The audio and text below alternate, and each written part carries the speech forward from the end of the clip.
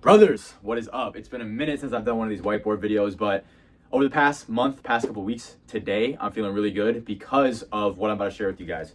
We got the slight edge here. So, started reading this book about a month back, and it's exactly what I needed at this moment. The principles in this book is what successful people already do, right? And it's what you have done, what I have done in times where we feel the most growth. What this does is it just explains it in a way where we understand them and also explains it in a way where we keep doing the things, right? So what the slight edge is simple daily disciplines, right? The ones that go unnoticed, the daily routine, the nighttime routines, the non-negotiables, right? The little mindsets you have carrying throughout the day. So this book is 268 pages. I'm not gonna cover it all. I'm gonna cover the 3 biggest principles I got from this book and how they took me from having kind of an unaligned month to really feeling my best this month, right? Topic of the video is the slight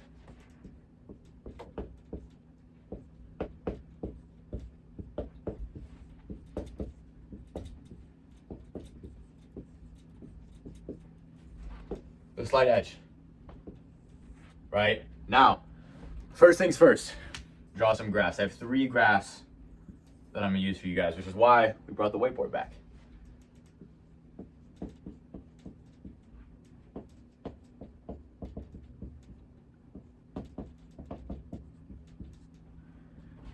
So in this chart, we have success, survival, failure.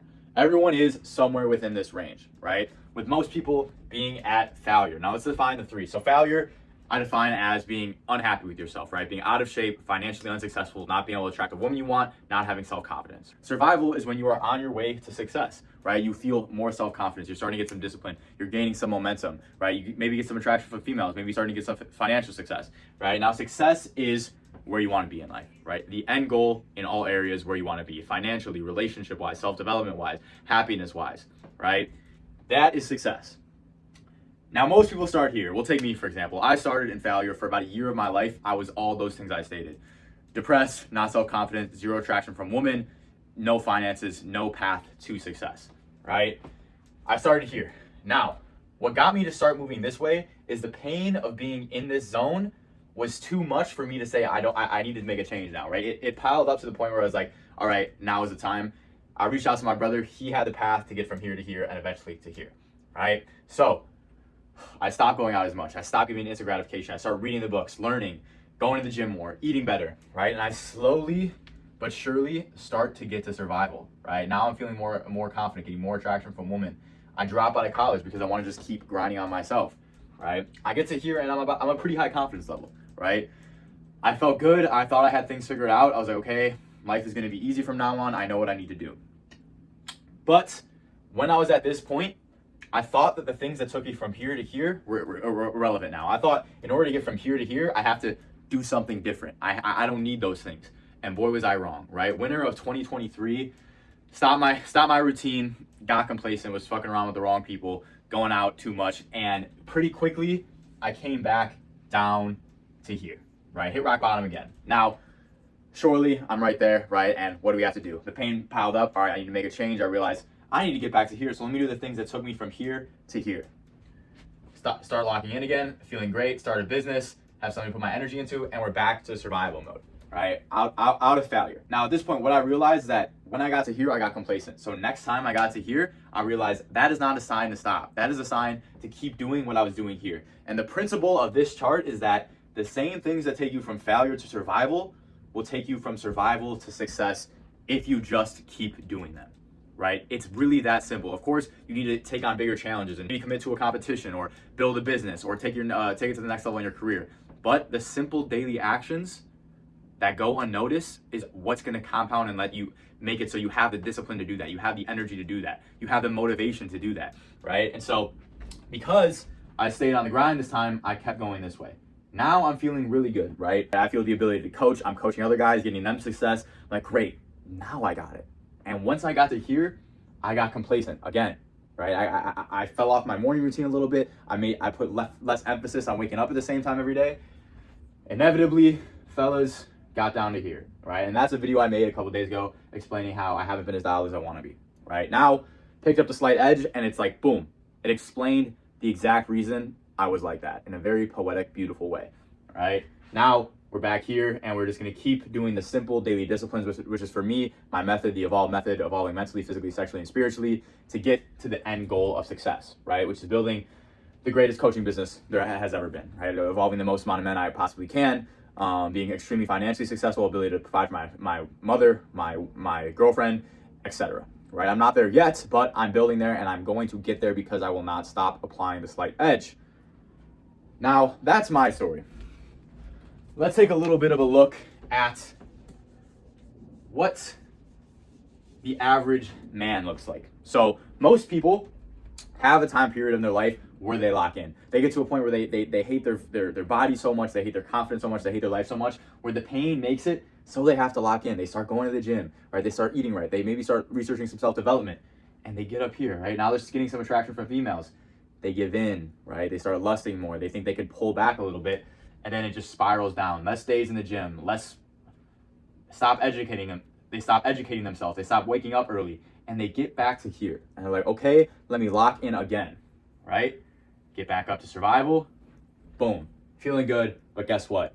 Another spiral, down, up, down, up, down, up. This is the chart of the average man, right? Because we don't understand the slight edge. If they just kept doing what they were doing here to get them to here, they would keep going. But we tell ourselves we're above that when we get the confidence, we get arrogant, right? We literally get arrogant with these habits. Alex Hormozi quote, "You can measure the level of someone's intelligence by how many mistakes it takes them to make before they switch it." Right? I don't know if I hit that exactly correct, but fool me once, shame on you. Fool me twice, shame on me. That's the thing, boys. And so if this is you, you have to realize what causes you to go down this way. What causes you to fail? It's likely complacency, right? It's likely saying, okay, I've done the job. It's likely kind of having the mindset, job's finished, right? I can lay off the pedal a little bit. And this is not a life well lived. We don't want to live this, right? And so what I always say is stay one step ahead of discomfort, right? Those early mornings when you don't want to do the routine, you don't want to wake up early, don't want to go to the gym, right? That got you from here to here, and it will also get you to here, right? Break off of this. You want to eliminate this and keep going this way. And inevitably in life, there's always going to be little things like this, but you want as much as possible to be on an upscale, right? This is what we want to look like, just like that, all right? Now, let's break down a little bit of why it's hard to keep doing those things, right? Why our minds tell us you can lay off the gas a little bit. We don't need to do the simple daily disciplines daily, right? Draw another chart here, all right? Now let's use this in the example of a diet. You have fast food and you have a power bowl, right? You go out, you eat fast food. What are the negative effects you're gonna get right away? You might feel a little sluggish, right? It tastes really good, so you get that dopamine hit. If anything, right away, you feel good because you get a dopamine hit, right? So you have some fast food right here, right? Your health stays the same. A cheeseburger, couple cheeseburgers isn't gonna really do much, right?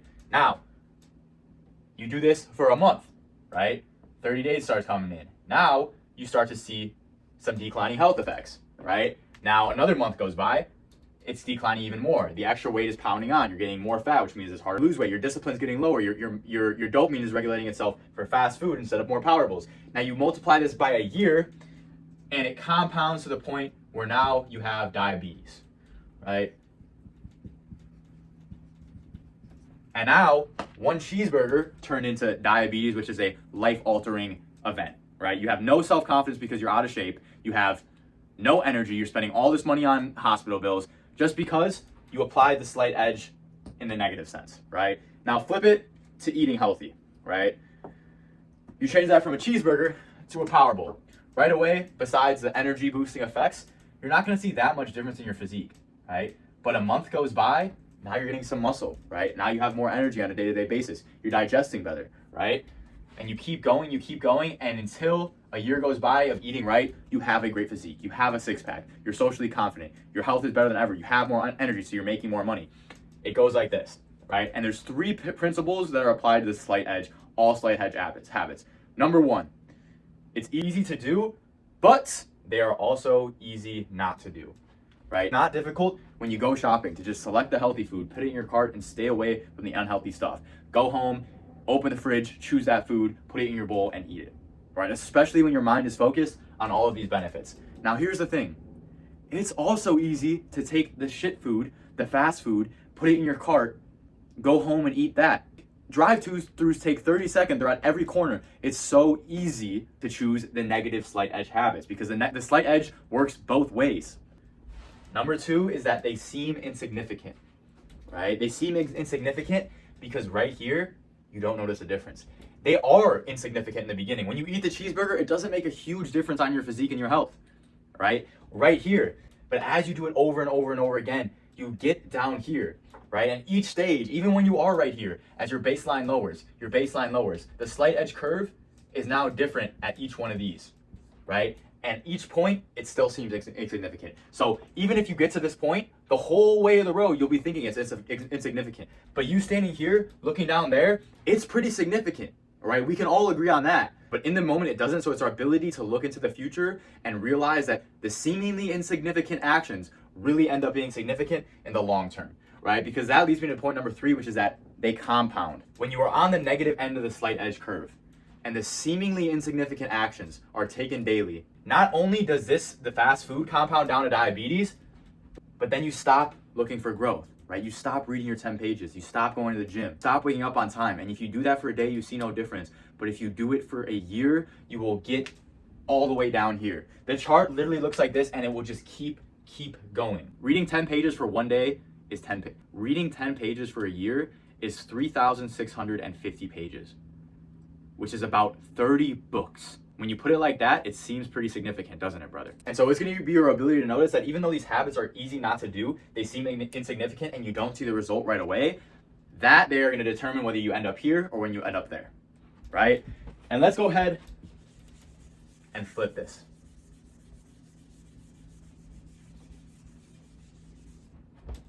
Right? You have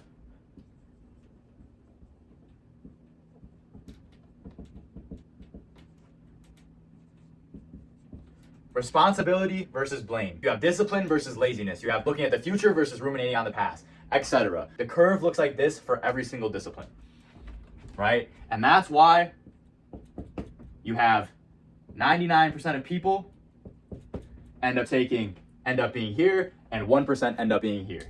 Not just in health, but in finance, relationship, health, happiness, and self-development. The author says 5% of people end up taking this route and 95% end up taking this route. But I'd argue it's more like 1% and 99%, because in order to really live a fulfilling life, you need to be working the slight edge in all of these areas, right? And so I'm 21 years old. And for me, when I read this, I really looked at it from that perspective, because this is where you're at right now. This is where 21-year-olds are at, and people in their 20s. They can spend 4 years in college beating their meat, getting into debt, right? Partying, not learning much, and nothing happens. Their life is just the same day to day, right? But then they turn 30.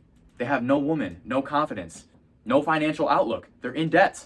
They're unhealthy, right? And then they hit 40, 50, and they live a life of desperation. But you take someone in their 20s and they're applying the slight edge to all of these things, right? They're saving their money, working towards financial freedom, dropping the friends that don't serve you and building friends that do, taking care of their health, exercising daily, eating foods that actually nourish their body, not poison them. Happiness, that's more for later in life, but you spend your 20s grinding, becoming the type of person that can help others, and you end up being massively fulfilled, right? Last but not least, self-development. You end up as a human being that you respect, that others respect, that make differences in this world, because you were able to see this chart when you were in your 20s. It's just that all the things you do in your 20s, you don't get the result immediately.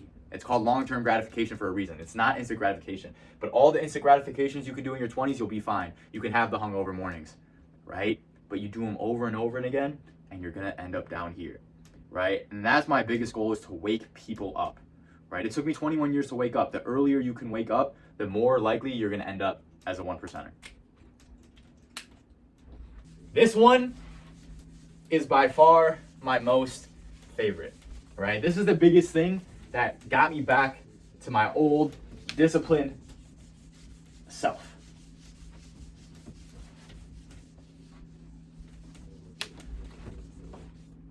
So this is going to be about standards. The author actually did not use the word standards, he used the word desires. I'm going to explain in a second. So he built a chart like this.